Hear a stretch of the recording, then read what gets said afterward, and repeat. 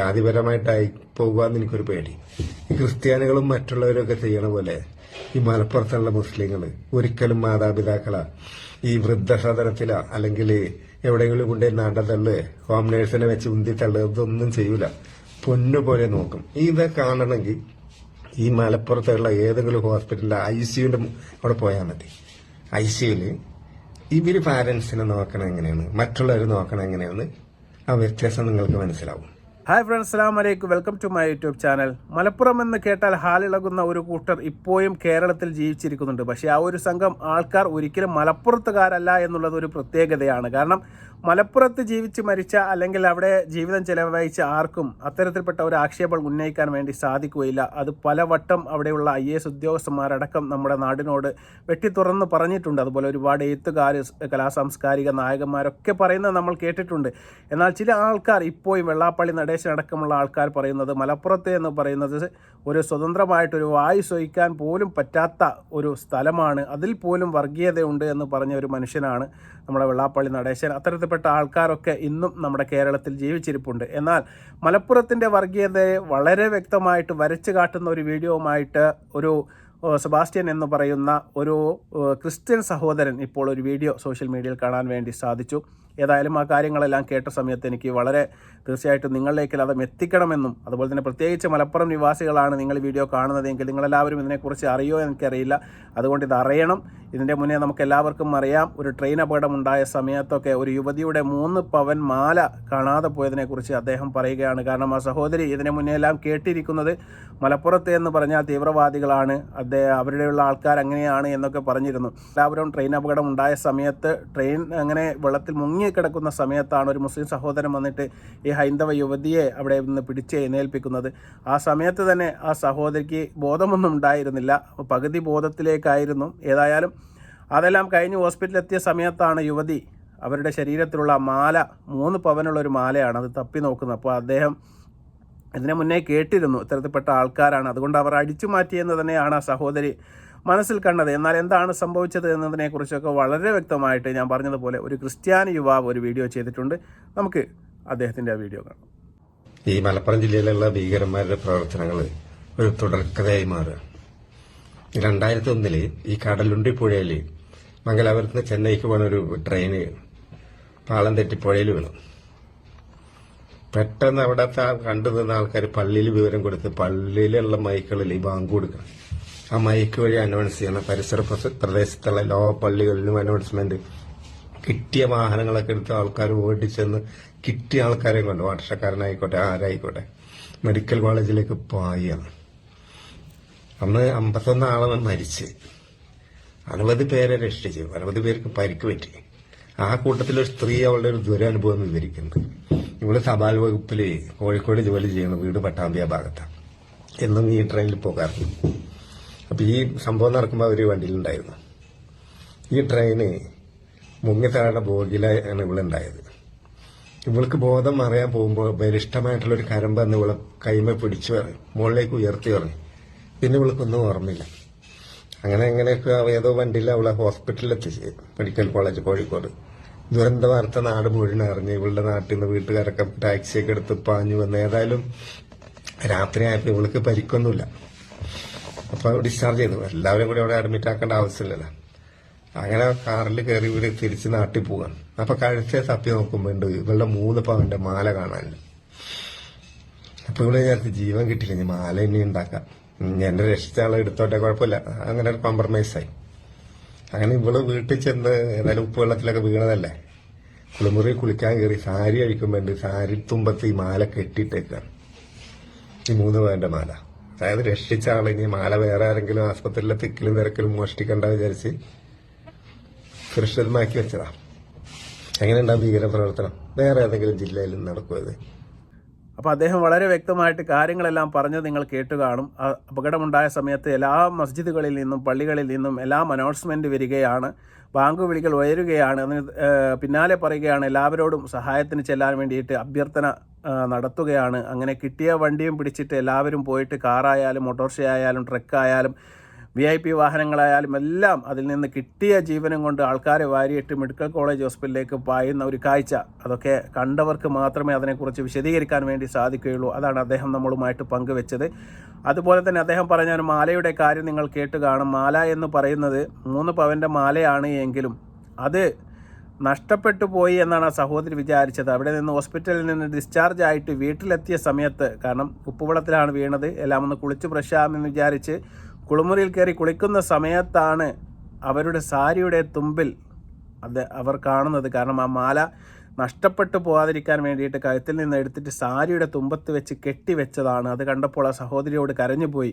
കാരണം ആ സഹോദരി ഇതുവരെ കേട്ടിരിക്കുന്നത് അത്രയും ഭീകരമായ ഒരു നാടാണ്, മുസ്ലിങ്ങളെന്ന് പറഞ്ഞാൽ അത്രയും മോശപ്പെട്ട ആൾക്കാരാണ് എന്നൊക്കെ പറയുമ്പോൾ ആ സഹോദരി വിചാരിച്ചു എൻ്റെ ജീവൻ തന്നെ കിട്ടിയത് വലിയ സന്തോഷം, ഏതായാലും മാല പോട്ടെ എന്നാണ് വിചാരിച്ചത്. പക്ഷേ ആ മാല കണ്ടതിന് ശേഷം ആ സഹോദരി ഇന്നും എപ്പോഴും മലപ്പുറം പോവുകയും അവരെ സന്ദർശിക്കുകയും അവിടെയുള്ള സ്നേഹം പങ്കുവെക്കുകയും എല്ലാം ചെയ്യും.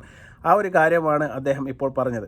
എന്നാൽ ഇനി അദ്ദേഹം പറയാൻ പോകുന്ന മറ്റൊരു കാര്യം, നമ്മുടെ വിമാന അപകടമുണ്ടായ സമയത്ത് പോലും അവിടെയുള്ള ആൾക്കാർ ചെയ്ത നന്മയും അതുപോലെ തന്നെ ഏറ്റവും അവസാനം അദ്ദേഹം പറയുന്നുണ്ട്. ഞാനത് ആദ്യമേ പറയുകയാണ്. കാരണം മലപ്പുറത്തുള്ള ആൾക്കാർ സ്വന്തം അമ്മയെയും അല്ലെങ്കിൽ ഉമ്മയെയും ഉപ്പയെയും എല്ലാം നോക്കുന്ന കാര്യം കാണണമെങ്കിൽ അങ്ങോട്ട് വീട്ടിലേക്ക് പോടുക എന്നല്ല അദ്ദേഹം പറയുന്നത്.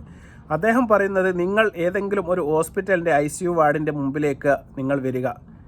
അവിടെ ചെന്ന് കഴിഞ്ഞാൽ നിങ്ങൾക്ക് മനസ്സിലാക്കാൻ വേണ്ടി സാധിക്കും എത്രമാത്രം സ്നേഹത്തോടു കൂടിയാണ്, എത്രമാത്രം കരുതലോടു കൂടിയാണ് ഒരു മുസൽമാൻ അവൻ്റെ ഉമ്മയെയും അവൻ്റെ ഉപ്പയെയും സംരക്ഷിക്കാൻ വേണ്ടി കാട്ടുന്ന ആ ഒരു സ്നേഹം, അല്ലെങ്കിൽ ആ ഒരു എന്താ പറയുക കടമ എന്നൊക്കെ പറയും. അതൊക്കെ കാണണമെന്നുണ്ടെങ്കിൽ, അത്രമാത്രം തന്മയത്വത്തോടുകൂടി നമുക്ക് കാണണമെന്നുണ്ടെങ്കിൽ ഏതെങ്കിലും ഒരു ഹോസ്പിറ്റലിൻ്റെ അത്യാഹിത വിഭാഗത്തിൻ്റെയോ അല്ലെങ്കിൽ ജനറൽ വാർഡിൻ്റെയൊക്കെ മുന്നിൽ പോയി നിന്നാൽ നമുക്ക് വളരെ വ്യക്തമായിട്ട് മനസ്സിലാക്കാൻ വേണ്ടി സാധിക്കും. അതവൻ്റെ ബാധ്യതയാണ്. കാരണം അവൻ്റെ അവസാന ബാലൻസ് ഷീറ്റ് കണക്കാക്കുന്ന സമയത്ത് ഇതെല്ലാം പരിഗണിക്കപ്പെടുമെന്ന് വിശ്വസിക്കുന്ന ഒരു കൂട്ടം ആൾക്കാരാണ് അവർ. അത് തീർച്ചയായിട്ടും നമ്മൾ കാണണം. കാരണം ഏറ്റവും കൂടുതൽ ഇന്ന് കേരളത്തിൽ നമുക്കറിയാൻ വേണ്ടി സാധിക്കും വലിയ വലിയ ജോലികളെല്ലാം ഉള്ള മക്കളുടെ ഉപ്പമാരെയും ഉമ്മമാരെയും അച്ഛന്മാരെയും അമ്മമാരെയും എല്ലാം ഇന്ന് വൃദ്ധസദനത്തേക്ക് തള്ളിവിടുന്ന ഒരു നാടായിട്ട് നമ്മുടെ കേരളം മാറിക്കൊണ്ടിരിക്കുകയാണ്. ഈ ഒരു സമയത്ത് ഇദ്ദേഹത്തിൻ്റെ വാക്കുകൾക്ക് ഒരുപാട് മൂല്യമുണ്ട് എന്ന് ഞാൻ വിശ്വസിക്കുന്നു. അതുകൊണ്ട് മാത്രമാണ് ഞാൻ വീഡിയോ നിങ്ങളിലേക്ക് എത്തിക്കുന്നത്. അദ്ദേഹം പറയുന്ന വാക്കുകൾ കൂടി കേട്ട് നമുക്ക് വീഡിയോ അവസാനിപ്പിക്കാം. ഇനി അടുത്ത സംഭവം, ഈ 2000 കോവിഡ് ഒക്കെ ഏകദേശം ഇങ്ങനെ പോയിട്ടില്ല, പോകും വരും അങ്ങനെ നിൽക്കുകയാണ്. ജനങ്ങളൊക്കെ പാനിക്കാണ്. ഫ്ലൈറ്റ് സർവീസ് ഒക്കെ ഉണ്ട്, 3 പേര് ഇരിക്കണം സീറ്റിൽ, 2 പേരൊക്കെ ഇരുത്തും, ഡിസ്റ്റൻസ് കീപ്പ് ചെയ്തിട്ടൊക്കെയാണ് കൊണ്ടുവരുന്നത്. അങ്ങനെ ഒരു രാത്രിയിലാണ് കരിപ്പൂര് ഒരു വിമാനം റൺവേ നിന്ന് തെറ്റി 2 പീസായിട്ട് നിലത്ത് വീഴുന്നത്.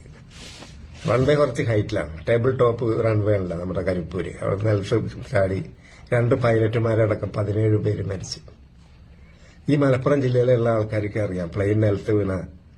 ഇവിടെയുള്ള ആൾക്കാർക്ക് ബുദ്ധിയില്ല, അറിവില്ല എന്നല്ലേ പറഞ്ഞത്. പക്ഷെ വിമാനയാത്ര ചെയ്ത ആൾക്കാർ മിക്ക വീട്ടിലുണ്ട്. ഈ വിമാനം നിലത്ത് വീണ ഉടനെ തീ പിടിക്കാൻ സാധ്യത ഉണ്ടെന്നൊക്കെ അറിയുന്ന ആൾക്കാരാണ്. പക്ഷേ അതൊന്നും വകവെക്കാണ്ട് കിട്ടണ വണ്ടിയിൽ ഈ ആൾക്കാരെ രക്ഷിച്ച് കൊണ്ടുപോകുകയാണ്. അത് ആഡംബര കാറായിക്കോട്ടെ, മനുഷ്യന്റെ ബ്ലഡ് ആകും, അങ്ങനത്തെ ഒരു മടിയും കിടിയൊന്നുമില്ല.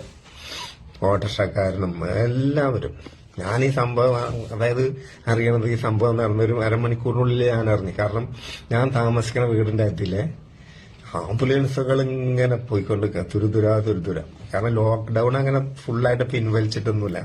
2020 എനിക്ക് തോന്നുന്ന പാസ്സൊക്കെ ഉണ്ടെങ്കിൽ അങ്ങോട്ടും ഇങ്ങോട്ടൊക്കെ പോകാം, അങ്ങനത്തെ ഒരു സന്ദർഭം. എന്നിട്ടും കൂടി എത്രയോ ജനങ്ങളെ രക്ഷിച്ച്. കാരണം വിമാനം നിലത്ത് വീണാൽ എപ്പോഴും വലിയ ഡേഞ്ചറാണ്. അതിന് ഫ്യൂവല് ചിലപ്പോൾ കത്താൻ സാധ്യതയുണ്ട്. അപ്പൊ രക്ഷിക്കാൻ ചെല്ലണവനും മരിക്കും, അവിടെ അതിലുണ്ടായവരും മരിക്കും. ഭാഗ്യത്തിനൊന്നും സംഭവിച്ചില്ല. പക്ഷെ അതൊന്നും വകവെക്കാണ്ടുള്ള ഈ നാട്ടുകാർ പോയിട്ട് ജനങ്ങളെ മുഴുവനും രക്ഷിച്ച്. അവിടെയാണ് മലപ്പുറത്തിന്റെ പ്ലസ് പോയിന്റ്. എന്നിട്ട് ഒരു ഉളുപ്പില്ലാണ്ട് മലപ്പുറത്ത് ഭീകരരാണ്, കേരളത്തിലെ പാകിസ്ഥാനാണെന്നൊക്കെ പറയുന്നുണ്ടല്ലോ. ഇവന്മാരൊക്കെ എന്ത് പേരിട്ടാ വിളിക്കേണ്ടത്? വേറൊരു ജില്ലയിൽ ഇങ്ങനത്തെ ഒരു സത്യസന്ധതയും ഈ സഹകരണവും സ്നേഹവും ഒന്നും കാണാൻ കഴിയില്ല. ഇനി വേറൊരു കാര്യം കൂടി പറയാം. കാരണം അത് ജാതിപരമായിട്ടായി പോകുകയെന്ന് എനിക്കൊരു പേടി. ഈ ക്രിസ്ത്യാനികളും മറ്റുള്ളവരൊക്കെ ചെയ്യണ പോലെ ഈ മലപ്പുറത്തുള്ള മുസ്ലിങ്ങൾ ഒരിക്കലും മാതാപിതാക്കളാ ഈ വൃദ്ധസദനത്തിലോ അല്ലെങ്കിൽ എവിടെയെങ്കിലും കൊണ്ടുപോയി നടതള്ള്, ഹോം നേഴ്സിനെ വെച്ച് ഉന്തിത്തള്ളു, ഇതൊന്നും ചെയ്യൂല. പൊന്നുപോലെ നോക്കും. ഇത് കാണണമെങ്കിൽ ഈ മലപ്പുറത്തുള്ള ഏതെങ്കിലും ഹോസ്പിറ്റലിലെ ICUവിന്റെ അവിടെ പോയാൽ മതി. ICUവില് ഇവര് പാരന്റ്സിനെ നോക്കണം എങ്ങനെയാണ്, മറ്റുള്ളവർ നോക്കണം എങ്ങനെയാണ്, ആ വ്യത്യാസം നിങ്ങൾക്ക് മനസ്സിലാവും.